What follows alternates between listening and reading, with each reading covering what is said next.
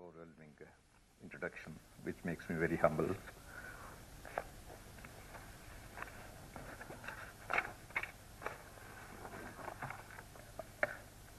I somehow mustered some courage to choose this subject because I had some amount of diffidence in myself facing the scientists in this hall. The possibility of facing a scientist was itself kind of a fear-striking in me. When I chose death, I knew that I was going to talk about death, about which about none of the concepts which I am going to use today can be proved.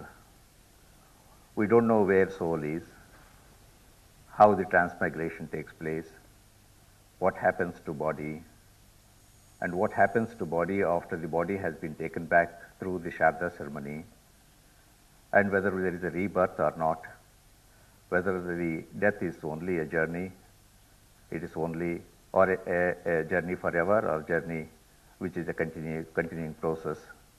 All these problems, can never be proven. But I mustered some courage to pick up this problem because the title of the series is The Ideas. And the idea of death has left its impact on everyone, all over the world. Whether the idea is provable or not provable, but the idea which is deep-rooted in the minds of every one of us cannot be overruled. And with that conviction, I chose this problem.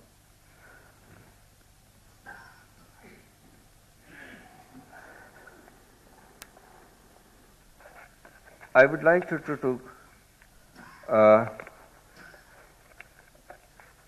proceed in 5 stages. One is, we may spend a minute or two drawing attention on the works which have produced some light or thrown some light on the concept of death, both in India and outside India. What progress we have made in understanding the death, the Vedantic system and the non-Vedantic system. I thought, instead of myself going through this, I should take a passage from a recent book published by 2 German scholars, Elisabeth Schombucher and Klaus Peter Joller. They published a volume in 1999, and the title of that volume is Ways of Dying, Death and Its Meaning in South Asia. It's very interesting. Joller and his teacher, Dr. Gunther Sontheimer in Heidelberg University, who happened to be my very dear friend, and together we wrote the first book on death, on the heroic deaths. That was in 1982. And unfortunately, Dr. Gunther Sontheimer, who was pursuing in this field, had to quit this world. And in memory of him, this seminar was organized and papers were collected. In this book, Joller and Schombucher, they make an assessment of the studies of on death. They say that there exist several books, and they divide themselves into 2 parts. I have given the list. I don't want to waste much of your time. And the idea which they have projected is that either there is ethnological approach or textual approach. And they have singled out my book to say that I have crossed both the borders, and I have tried to show to bridge these 2 things, which are separated by other scholars. This is partly true and partly not true, because though the Indian writing on death is not much, in the sense that the books which carry the title death are not many, but the Indian writing is spread over, and in every work on philosophy deals directly or indirectly with death. And if you take that into account, our achievement in probing into this field is enormous. But at the same time, we seem to have not made an effort to bring all that together to show what we mean, how we conceive death. Well, there are also other works, which I have mentioned here, which I came across, after reading this book. And one of the things, that I must draw attention to is, Kumaraswamy's, works contain important ideas and concepts on death. Although he has not written on death itself, he wrote only one small paper on death, which is about 3 pages. But all his writings on metaphysics, they concern the concept of death, the Atman, soul, and whatnot. Well, what is this death? And how have we understood it so far? Let me start with Kumaraswamy's own statement. You know probably Ananda Kentish Kumaraswamy, who was a geologist but a great art critic and a philosopher, who had to live in India with the vast miniatures which he had collected in Rajasthan. He was a contemporary of Rabindranath Tagore. He was the first one to lay foundation of the art studies. He collected the Rajasthani paintings and went to Madan Mohan Malviya, who was then establishing an institute, university, and begged him to give him a space to store these paintings and establish a museum. Well, Madan Mohan Malviya at the time was interested in developing science. He was not in a mood to encourage Kumaraswamy. So Kumaraswamy had to migrate from here to States and live there 40 years and become a figure to be remembered. And today, if you have to study the Rajasthani paintings, we have to go to Los Angeles. Well, he wrote extensively on Upanishads. Apart from the art historian, he also wrote extensively on Upanishads. And probably he was one author who did not spare any field. His writing is very cryptic. I sometimes feel that Kumaraswamy, he made notes, and he was so fond of references that he compiled all the references and forgot to write the text itself. Well, our tradition everywhere affirms that there are 2 in us, the Platonic mortal and immortal souls, Hebrew and Islamic nefesh, or nafs, and ruha, and Philo's soul and soul of the soul, Egyptian pharaoh and his ka, Chinese outer and inner sage, Christian outer and inner man, psyche and pneuma, and Vedantic self and self's immortal self.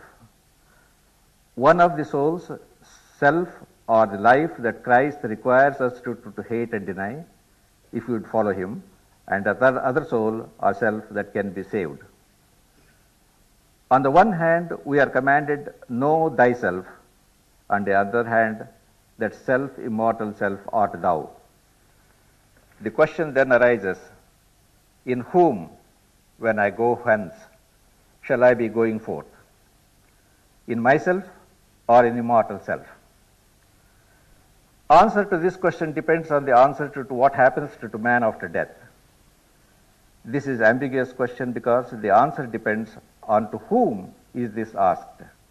Is it to the man or to the man in the capital?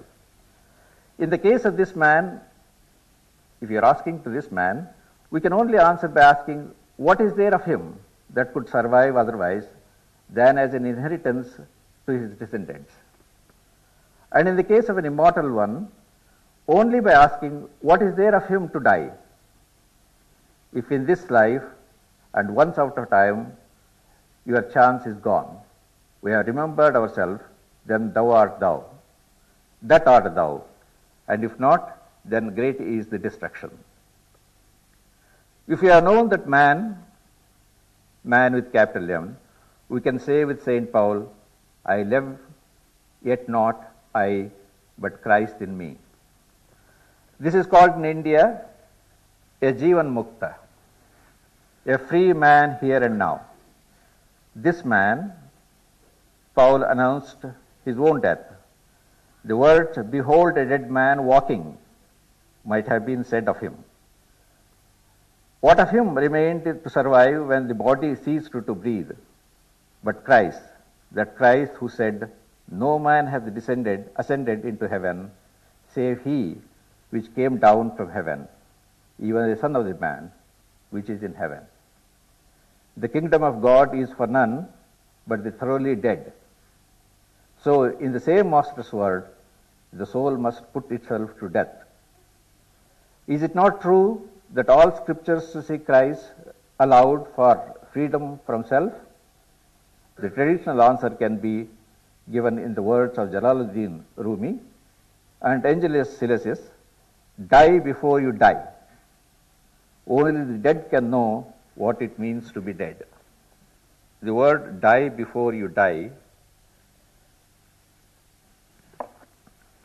is a very interesting one because it is the same word phrase which has been developed by the Bhakti followers, to which I come later.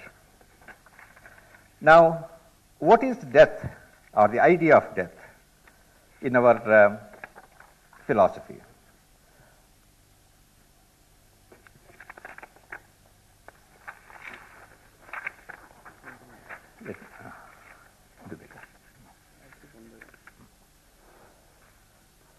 We can start with one of the Upanishadic statements. Prashna Upanishad states that at the time of the death, the speech merges in the mind in the breath in the fire, that is body heat, and the fire in the highest breath. According to this, the death process begins with the cessation of speech, tongue, and concludes with the dissolution of the body heat in the departing soul. There is an interesting Upanishadic story, and probably it could be recounted here. It relates to the body organs who vie with each other to assert their superiority. And since they don't find a solution for the dispute, they go to Prajapati and ask his opinion. Prajapati, in the Vedic system, is Brahma. And later on, Brahma takes over this position of Prajapati. And Prajapati replies, "That one among you is the most excellent, by whose departure the body is considered to suffer most." Just say that and leaves it to them. They start experimenting. To test their strength, the tongue, the eyes, and the ears withdraw from the body in a sequence. And when they come back to see the effect, they realize that the body has survived, though impaired, like the dumb, the blind, and the deaf.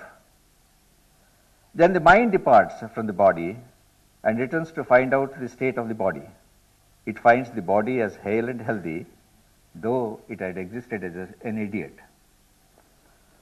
The generating organs take their chances to realize that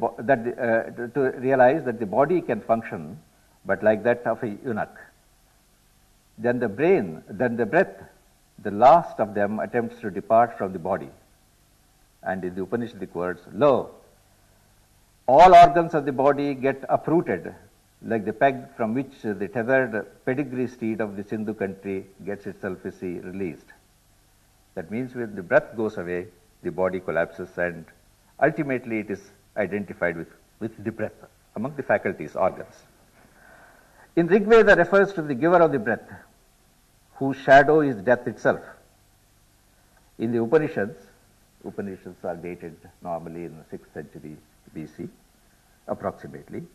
The Brahman is identified with the prana, life principle that which animates the vital organs, and the vayu, that is cosmic breath, partially manifested in the breath of the individual, and on which all organs of the body are dependent.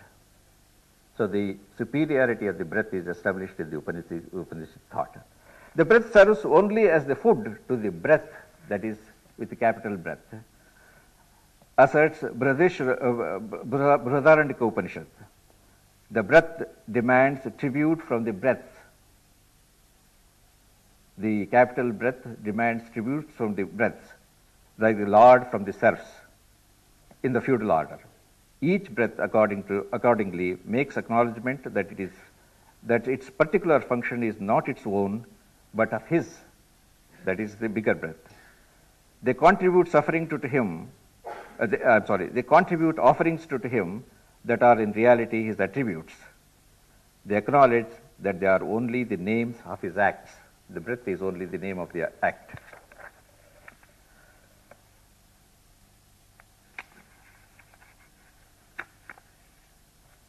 In whom, when I go, that is the question which was raised by Kumaraswamy.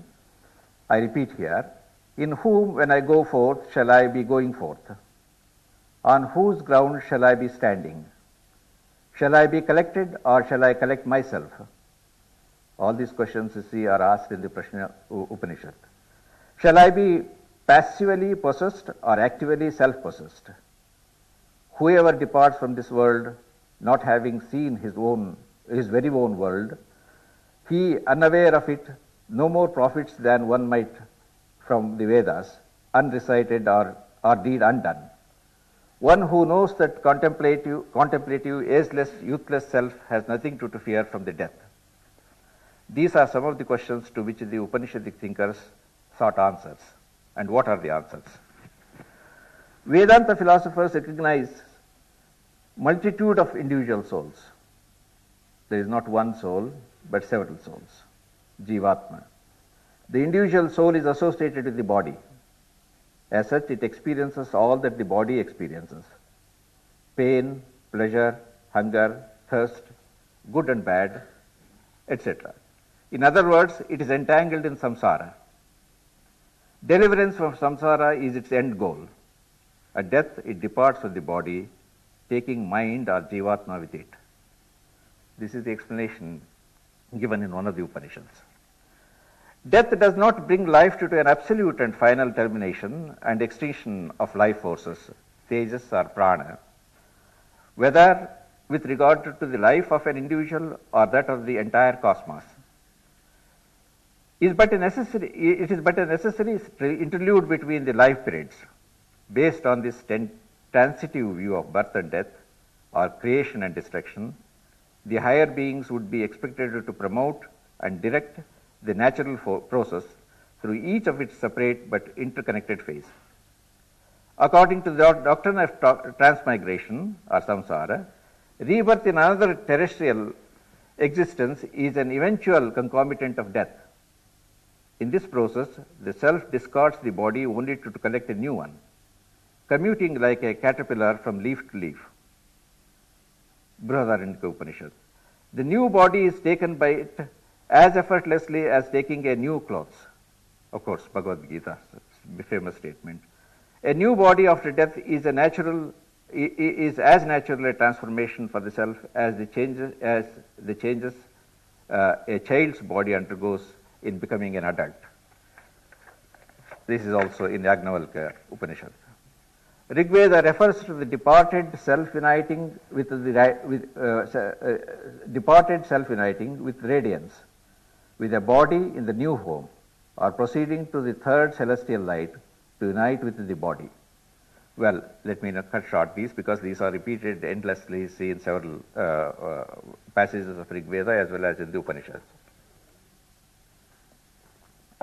When the self departs from the biological frame, it loses all its relevance and becomes dispensable. Nothing of the body, mind, or spirit remains, according to Atharva Veda.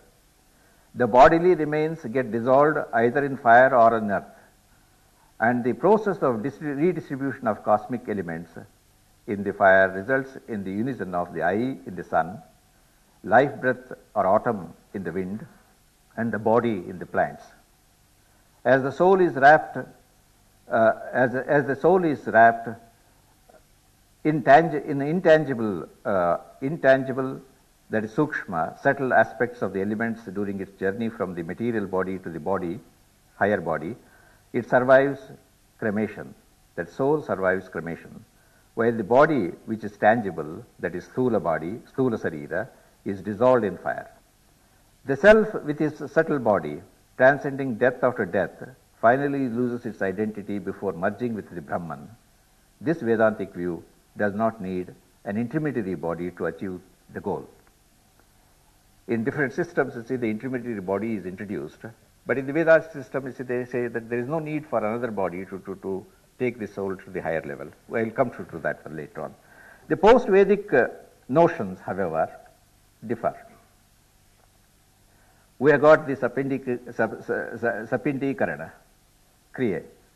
The ritual presupposes an intermediary body which ought to be reconstructed and provided for by the near relations of the deceased.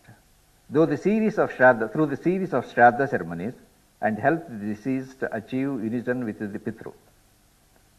The soul passes through the earth, mid space, that is atmosphere, and sky, according to Atharva Veda. This ascension through the three-leveled cosmos is precisely dependent on the living, according to the later system. The ancestors are in fact brought into being in the three worlds by offerings. That is the Sapindikarana Kriya.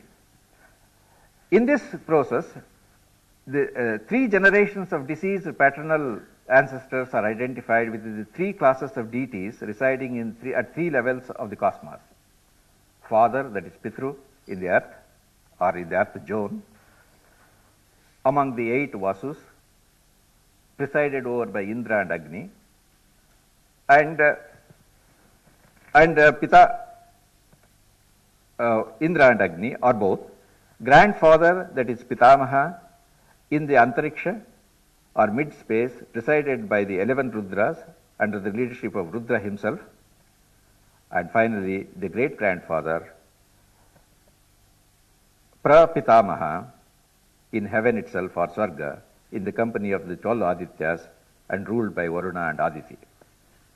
The whole ritual of Sapindikarana seems to aim at the union of the family in the heavenly abode, just as on earth, but with Sukshma Sharira,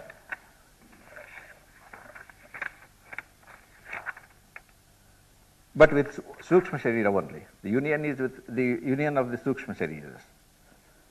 Now, if you take the Buddhist view, probably the Buddhist view conforms to this view, because in the Buddhists also hold that the mind abandoned by body, or abandoning the body, enters into a phase called the bardo, at death. Bardo is conceived to be an intermediary state between death and birth, rebirth. The state of mind at the time of death is important, because it is the state of mind at the time of death that decides the future birth, or shapes the future, or rebirth. A negative mind begets a miserable rebirth, and a positive one a noble rebirth. Well, what is considered to be the last state of mind is implied in the Hindu philosophy as the one which is achieved throughout the lifetime. This is identical with the view expressed in the Brihadaranyaka Upanishad. Brahma, that takes every form and quality of existence, both good and evil, according to its desire and activities. If it is still attached, that means, if it is still stinging to the desires or the bodily desires, still desirous, this self returns from that world to the world, same world. But without desire, akama, if it loves only itself, only loves the Atman, then being very Brahman, it enters into the Brahma or Brahmaloka. The immortality of the soul, its divine character, its ability to manifest, are also accepted by the Greeks.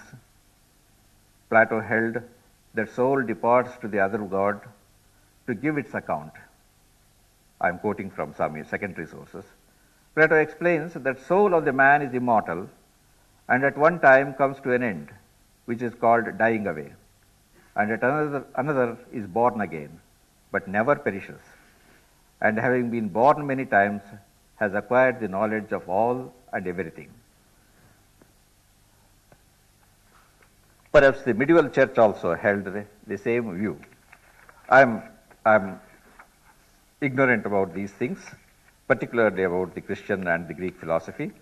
and I dare not tell anything about what they imply. My broad understanding is that there are not many contradictions, on these basic principles. We have a very fascinating term which is used in very meaningful term which is used in our writings, and the term is kala.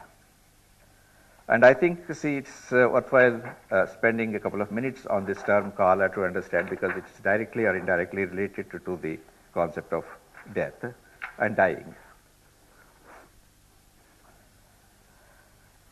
A popular classical Indian term with which death is identified is kala. But this term has several other meanings, directly or indirectly associated with death and dying, and they roughly fall into the following.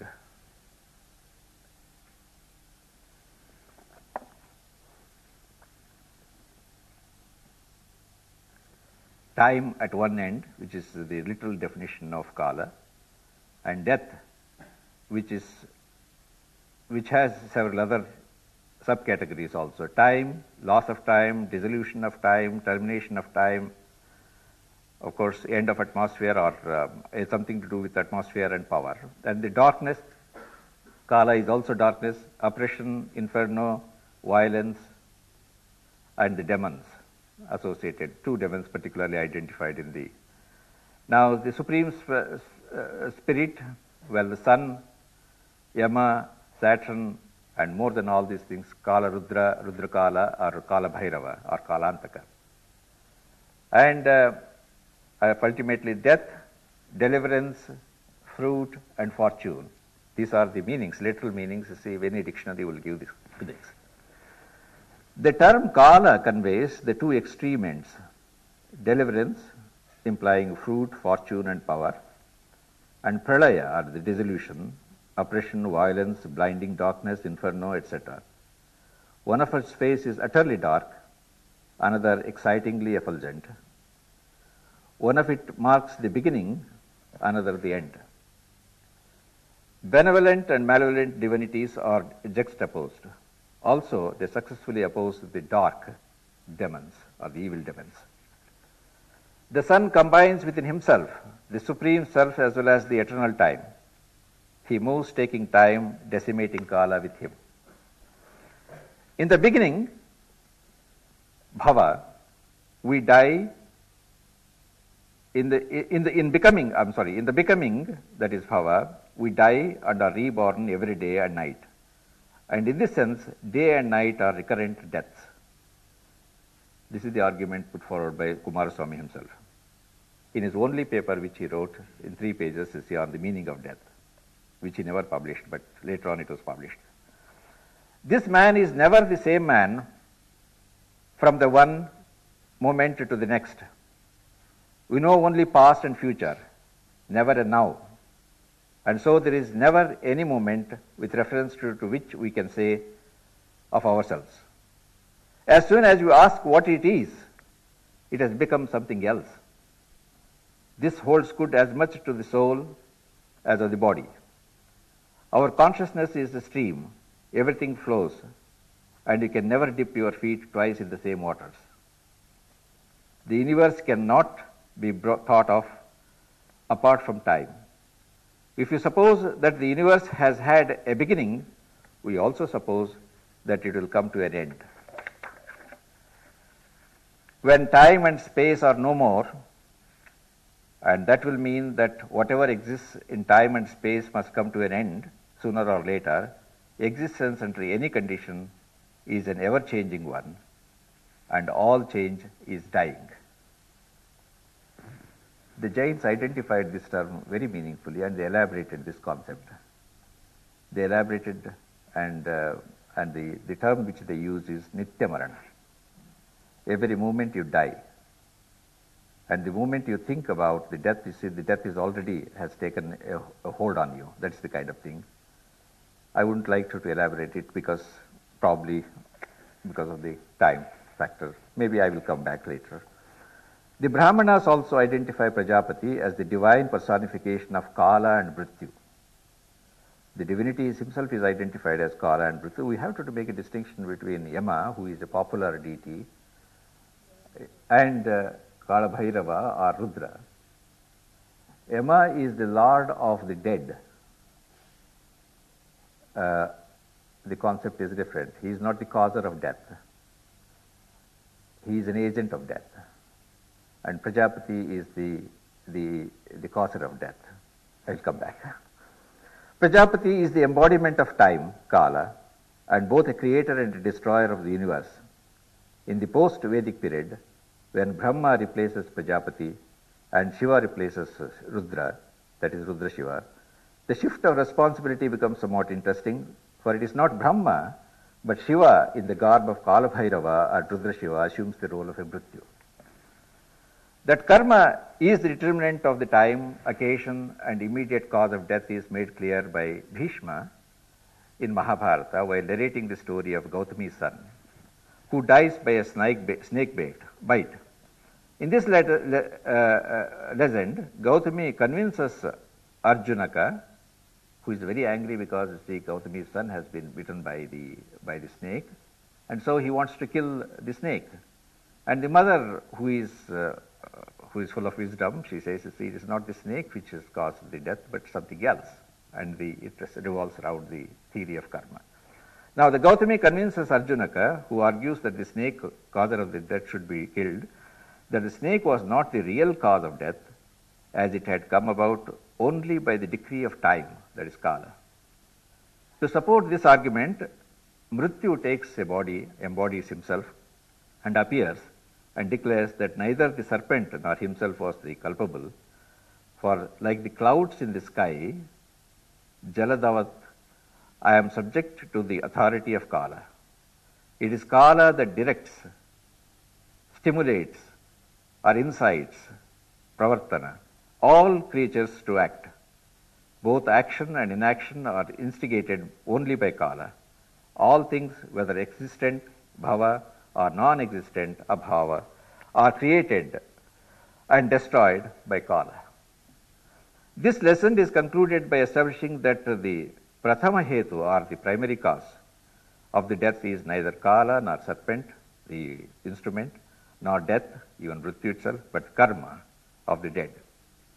One of the central arguments of the Brahmanas is that with the passage of year in the life of the universe, the life powers of the world become exhausted and require regeneration. In this body of literature, that is in Brahmanas, the cosmos is identified with the year and the sacrifice with both the year and the universe. The Indian concept of Kala is stated to be comparable to that of Noir in Greece, Maat in Egypt, Tao in China, Logos in Stoicism and Christianity, and Nous in Neoplatonism.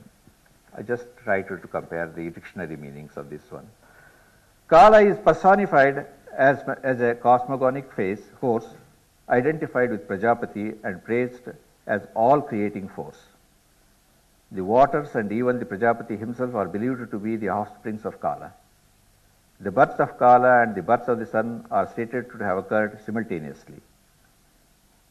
This is the Upanishad statement. Sun is the source and support of all living things and is identified with Brahman, the highest principle and source of all that is. In the Brahmanas and Mahabharata, Kala is identified with the year, Samvatsara, and its mouths, Vadanas, with the 6 seasons. These mouths swallow up creatures each in its own time. Kala is believed to cook all creatures. In other words, it ripens them with time and makes them fit to be swallowed by the death.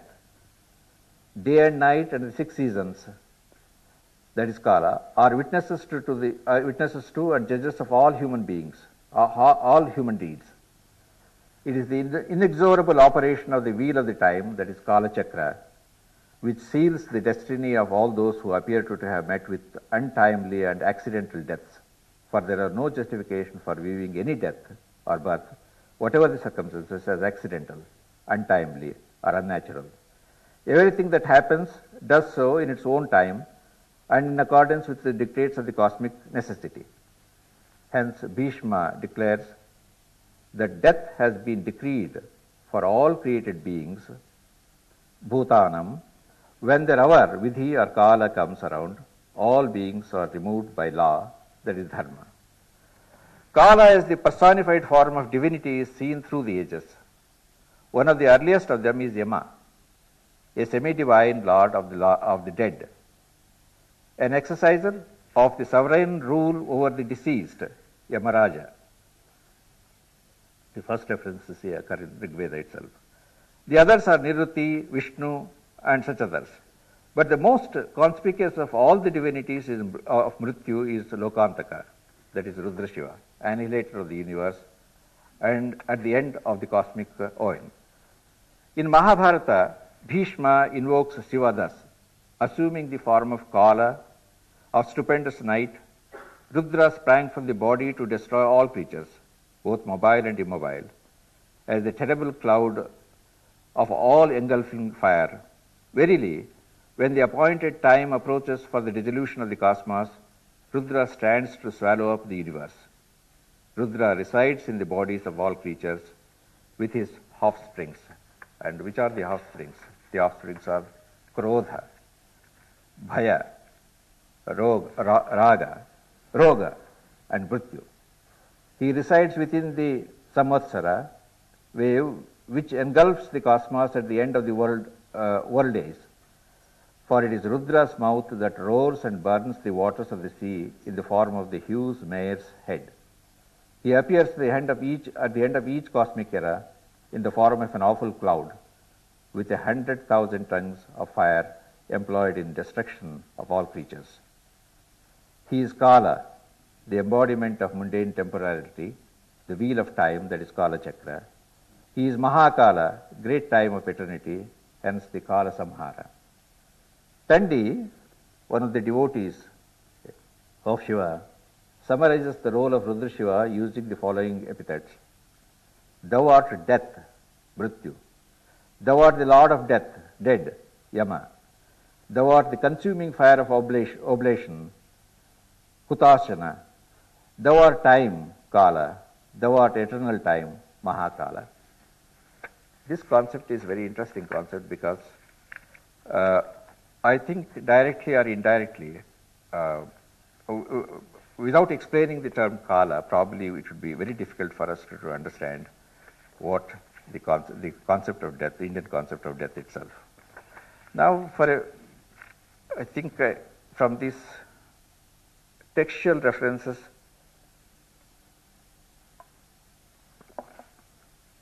we may come nearer to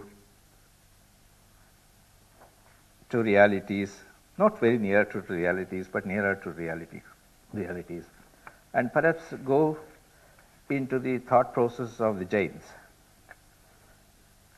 The Jains spent considerable time and considerable amount of logic also in defining death. They have identified about 48 different types of death.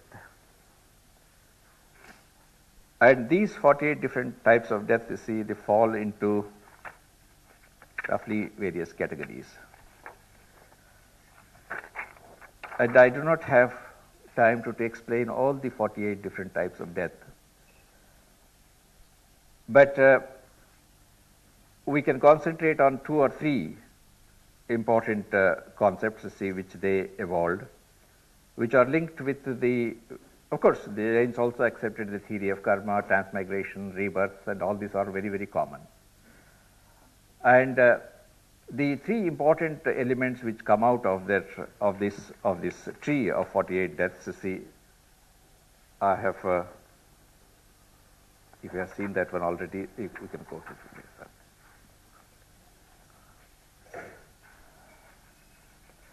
Now,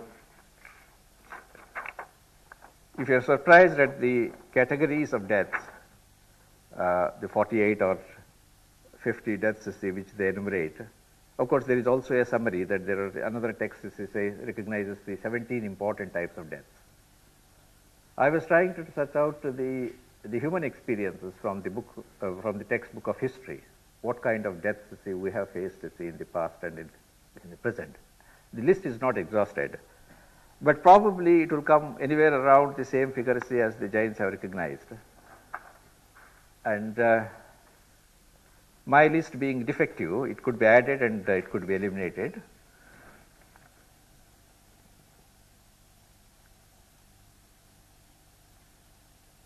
This is what I have found in history books. You see that the natural death and the unnatural deaths and the unnatural deaths, cosmic, the accidental deaths and the natural calamities and that apart. Then we come to the sacrifices, variety of sacrifices and sub-varieties of sacrifices also. And the sacrifices oneself and sacrifice of the kith and kin or someone else. We have elaborate history of each one of these deaths, and my memorial stone gives details about this. Now, what is the Jain concept? Well, if I have to summarize the Jain concept, there are three important categories. One category is, they call it as a Bala Marana. Bala Marana is, the most foolish of the deaths, the ignoramus, the one who has no wisdom whatsoever. And then they come to what is called as Bala Marana. Bala Marana is partially informed, but still stupid, ignorant. And then the second category they recommend, and they think is an important category, is the Pandita Marana. Pandita Marana is the death of the enlightened, one who has acquired the wisdom, and one who has perfected the required rituals or knowledge or whatever it is. Then the final category is the Pandita Marana, the most enlightened of the deaths, which is not within the reach of the human beings according to the Jain system. It is only the Tirthankaras or the most enlightened one would attain it. Well, the difference between these Maranas is the Bala Maranas beget you rebirth, repeated rebirth, and the status of the rebirth is not defined. Pandita Marana will get you a rebirth, but a better rebirth. And that better rebirth is determined by yourself, by your own karmas. And the Pandita Marana, which is the final one, is done after a series of births and deaths. That ultimately a final goal will be reached by the Tirthankaras. That is Pandita Marana. Now, who will get these Maranas? How to obtain them? They all believe, that this cannot be a natural process, but it is to be cultivated. Cultivated through meditation on the one hand, that is acquiring knowledge on the one hand, and mortification of the body on the other hand, subjecting senses and controlling them on the other hand. And how these meditation and mortification should go together as two compartments of the same engine, they recommend elaborate rituals. The rituals are too elaborate to be narrated here. I will give you one or two examples. There is a subcategory of three deaths within the Pandit Marana.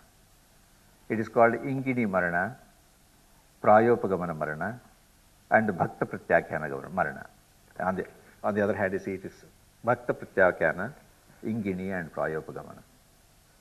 Now, what are the distinctions, what are the characteristics of these three phases, types of Maranas? All these are enlightened, are chosen by the enlightened people to terminate their life. It is a voluntary process. It is by the self-choice. But even though there is a self-choice, the society to which a person belongs, or the monastic order to which the saint belongs, will have to consent for that. One cannot arbitrarily take a decision to terminate life. And when is the time that is the right kind of when is it that is considered to be a right kind of time to terminate life, is not only decided by the man who wants to terminate life, but also by the entire sangha. And there are preconditions for that. For example, if I wanted to terminate my life, I have to go to the director of the National Institute of Advanced Studies and take his consent. And he would not give me the consent because he would say that he has to test my capabilities and my determination, my convictions. So he puts me to a series of questions, tests. Not only the director asks others to test me also. So the testing goes on for months, probably for years. So when he is convinced that I have decided to terminate life with reasons, of course the preconditions are also laid down. You cannot terminate life any time you like. You should have fulfilled your obligation to society. You should have found a successor to your chair, and you should have completed the task which you have assigned, that completed the project, and then you have no responsibility whatsoever to this world. Then only you are free to do it, and you are about you feel that there is no purpose serving in remaining in this institute. That's kind of a thing, conditions. So if all these conditions are fulfilled, then the head of the monastic order will say, all right, you may accept this one, you may be initiated, but see, since you belong to my institute, I don't want to initiate you. You have to go to another institute to get yourself instituted. That is called the paragana prayana. That means if you get instituted in the same institute where you have lived, the past prejudices and the present preferences may work on you. So you have to go to totally different places to get yourself initiated, where no one knows what you are in the past, what you are in the present, what are your attainments, and how many disciples you had, how many books you have written. All kinds of things are irrelevant there. So when you go to the paragana and then you get tested there also, and if you pass in the test, then once you are initiated, you cannot look back on life. You have to go through the process. And it is the responsibility of that institute to see that he goes through the process and he does not back out at the last minute with fear or with some kind of an attachment. Now, here 3 levels of testing takes place. One is the Bhakta Pratyakhana, where the primary emphasis is on fasting. Of course, meditation and attainments are already there in the man, but they are much sharpened there. Now, the importance given in the Bhakta Pratyakhana is, see, that you have to observe fasting, you see, in a gradual way, not hasten death. You see, one of the important conditions laid down in the Jain philosophy is postponing death is as bad as preponing death. Eagerness to accept death is also a sin. It should be through a process only. I've cut short this process. You see, then in the first category, the Bhakta Pratyakhana, it is the fasting, graduated fasting, solid food, then liquid, nutritive liquid, and then liquid and water, ultimately the air, and then he passes off. You see, he loses his breath. And during this time, the Sangha or the monastery or the society will help him to pass through these stages. In the Ingini Marana, the same conditions are there. The fasting and meditation and mortification, everything you see will be the same. But in the Ingini Marana stage, you see, no external help is available to you. If you can help yourself, you can. If you can scratch your body, you scratch your body, but nobody comes to your help. In the Prayopagamanaga, which is most difficult, which is recommended only to the Pandita Panditas, neither the self-help is available nor the help from others is available. You cannot help yourself also. If there is a flood, then your body is taken away from one place to another place, you just drift with the flood and you don't try to resist yourself. If there is an animal which comes and consumes you, see, you just yield to it, you don't resist it. That is a very difficult form of death, and that is called Prayopagamana death. They somehow link these 48 different types of deaths to different categories of people who have acquired wisdom and who have not acquired wisdom, who are attached, who are not attached, and ultimately they categorize bring these 3 categories to the surface to impress that these are the three ways in which you could terminate life, and these are accepted forms. And that's why I have said this in the end, that the fulfilled life and the enlightened deaths. The rest they condemn. For example, suicide is condemned by both by the Hindu system as well as by the Jains. Jains condemn this violently because although they advocate termination of life, voluntary termination of life, they condemn suicide. Because they say that suicide is an act which is linked with the emotion, which is secretive, which is impulsive, which takes place without the suicider, or the one who commits suicide, counseling with others. So these elements are missing, you see, when these elements, all these elements are supposed to be missing in the voluntary termination of life or ritual death. Where there is an attachment, that is raga, present, see, and violence, which is condemned by the Jains. See, normally the suicide ends in an act of violence. And where there is no counseling before the death takes place, suppose if there is a counseling, probably the person who wants to kill himself will change his mind. And the ultimate purpose is a purposeless end. That's why they say, see, the suicide is not approved. Suicide is also not approved by the Hindu system, but if you wanted to terminate your life in a sacred place like Prayag or Kashi, then the exceptions are made. This ambiguity is always there. Now I come to the last part of my loud thinking, what I have called as the conquering death.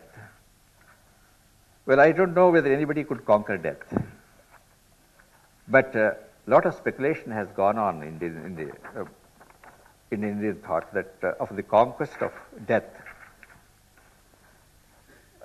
I have put it within quotation mark because it may be conquest of death or it may be something else also. Or very simplified, it means to see that one who is not afraid of death is a person who conquers death. Very simply put.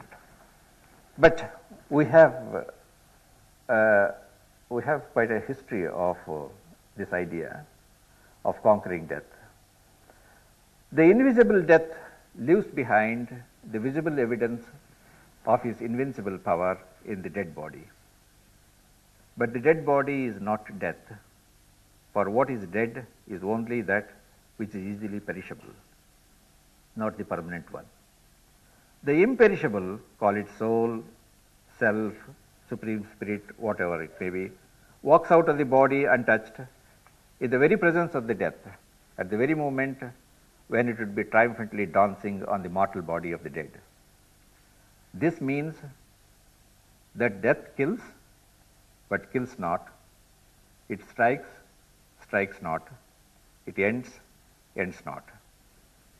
One who is aware of this can overcome the effects of death, challenge it, and perhaps even conquer it. This may be easy for some, not so easy for others, not at all possible for the rest.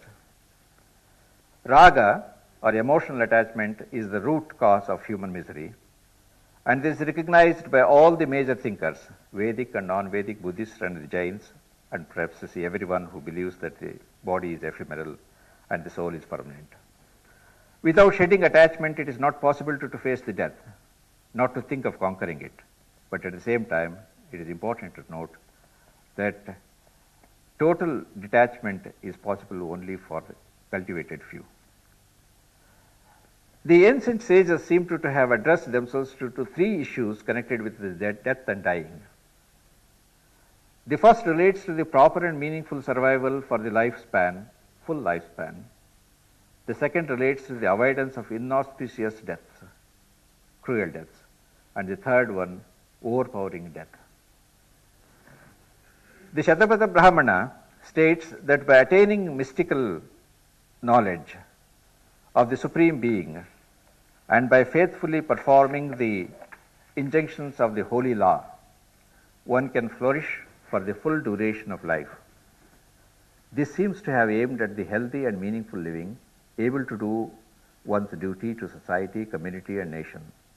observing the law of the land as well as the higher law, without lowering oneself to the level of a beast and without converting oneself into a vegetable, without becoming either a bane or a burden on anyone.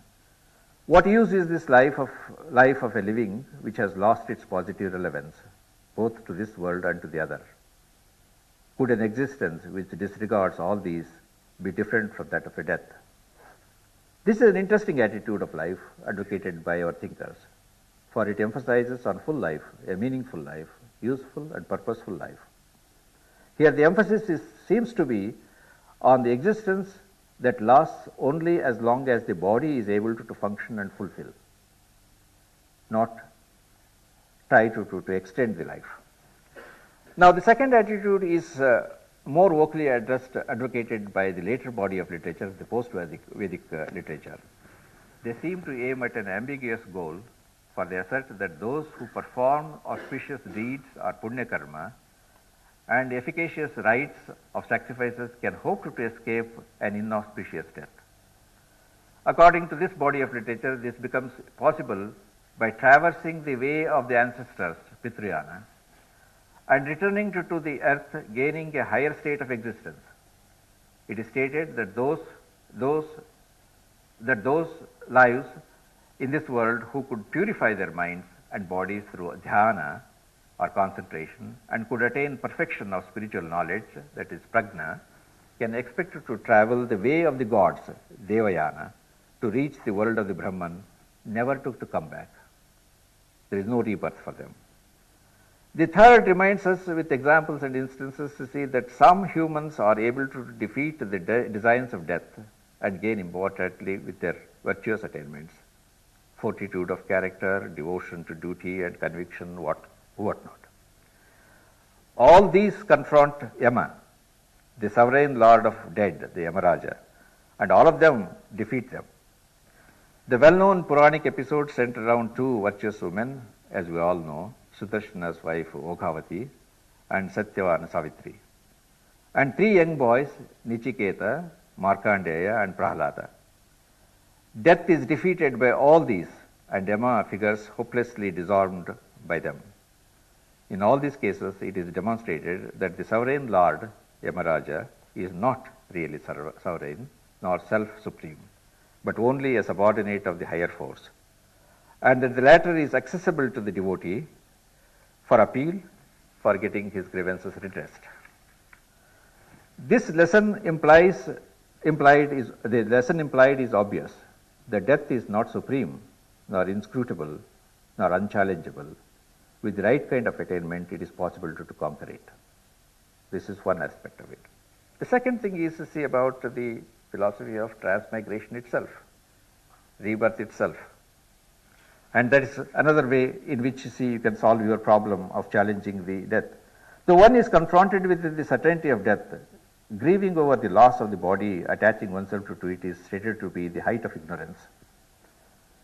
For as Krishna reminds Arjuna, death is a certainty for one who has been born, but birth is also a certainty for one who has died. This means that birth and death follow one another as the track follows the moving wagon. This is continued till the final goal is reached, when Jivatma subsumes into Paramatma to secure it an eternal peace. According to Bhagavad Gita, those who have relinquished tekta, all desires and all activities arising from desire, by finding the self within the self and being satisfied with the self alone, are freed from death. For the attachment to the world is death itself. I quote, it is within quotation, for attachment to the world is the death itself. And one who destroys links could extricate from the vicious circle of coming to be, pravrutti bhava, and passing away, nivrutti bhava.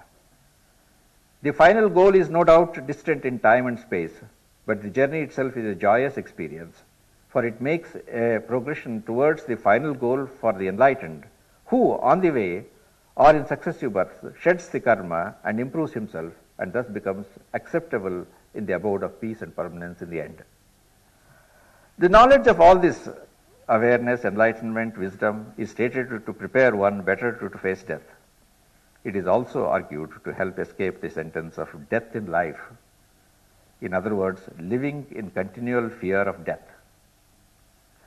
One who frees himself from the grief and the grip of the attachment and acquires the wisdom of living a good life, instructs Vyasa to Yudhishthira, should also master the art of dying a good death. The early and medieval Bhakti saints, this is very interesting because the Bhakti saints have toyed on this phrase and they have worked on this phrase.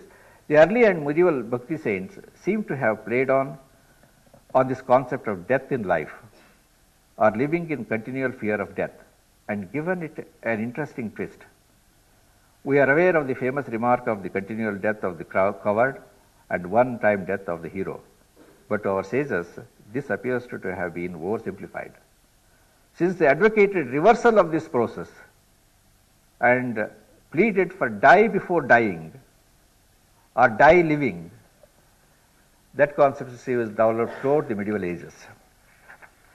The Bhakti doctrine advocates the total surrender to God, implying not merely bodily surrender but also the surrender of the self, the ego. By this process, they believed that it is possible to master, within quotes, dying to the world of me and mine. This is an important phrase, you see, which was evolved. Dying to the world of me and mine. These saints made death the focal point of their meditation. Quote, to meditate particularly on one's own inevitable decay and passing away, and thus to render oneself open to immortality in the transcendent and eternal presence of the Godhood. To meditate on one's own death is to see oneself through the perspective of eternity as an eternal lover of God. I quote.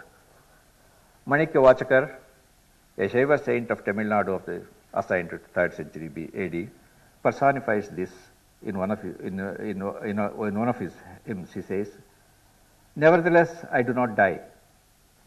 I do not kill this undying body. I don't do it myself. I still keep roaming here. O Shivan, do graciously rid me of this delusive body.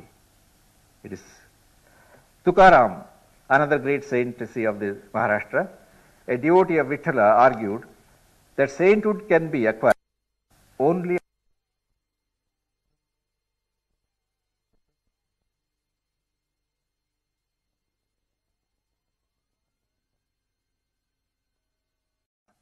and the bowels of Bengal. O Siddha, says Gorakhnath, die while still alive. By reversing the process, this is another phrase which he uses, reversing the process, see, of death in life. Reversing the process. He didn't know that phrase, but he has coined his own phrase. Says Gorakhnath, he asks to rise into heaven by natural ease, where you will not have to suffer at the hands of death. Gorakhnath's philosophy of reversing the process is endorsed by the Bauls, Haridasa of Bengal. The latter calls walking against the wind. Reversing the process is now taken another phrase, walking against the wind. Those who are dead and yet fully alive will cross the river, gazing at the stream of life and death, and they seek integrity. They have no wish for happiness at all, walking against the wind. They kill lust with lust and enter the city of love unattached. I'm just quoting from Devan Bhattacharya's translation of the songs of the bards of Bengal. The Shaktas of Bengal also articulate the same theme of dying to the world to gain the spiritual rebirth or freedom. The devotee of the goddess surrenders to her by giving up a grasping, clutching hold on the world of mine and me. He dies to himself, and to the striking imagery of and in the striking imagery of the following hymn, creates within himself a burning ground where Kali could dance. Since thou lovest the burning ground, he addresses Kali, I have made my mind a burning ground, that the dark goddess, dweller amidst dead, may dance there always. Nothing remains in my mind, mother, save flames and funeral ever burning. Against thy coming I have scattered ashes everywhere, flinging beneath thy feet. Him who is time's great period and conqueror of death, come, mother, dancing, come, and through my eyes, and though my eyes are shut, I can see you. The ritual dying to the world is stated to be at the base of the sadhanas of several heterodox sects such as Pashupatas, Kalamukas, Aghoris, and the Tantrics, who all demanded physical, mental, and emotional renunciation of the world, and nearly all of them associated themselves with the cremation ground, and some of them see with the mortal remains such as skull and the bones. In the Karpuradi Stotra, a tantric text, the sadhaka is invited to meditate on the image of Kali in the cremation ground. I quote, "He is to confront the mistress of death in her favorite haunt, and by doing so surrender himself to her all-pervading and redemptive power. Skull altars and seats for meditation in the circle of skulls, typical in Bengal, probably serve the same extent, serve to some extent as surrogates for the cremation ground in Tantricism. The ritual worship of Tantric, as laid down in the Kalika Purana, progresses in 4 stages. The devotee first identifies himself with the divinity he worships by spiritual death and rebirth, or in other words, deifying himself.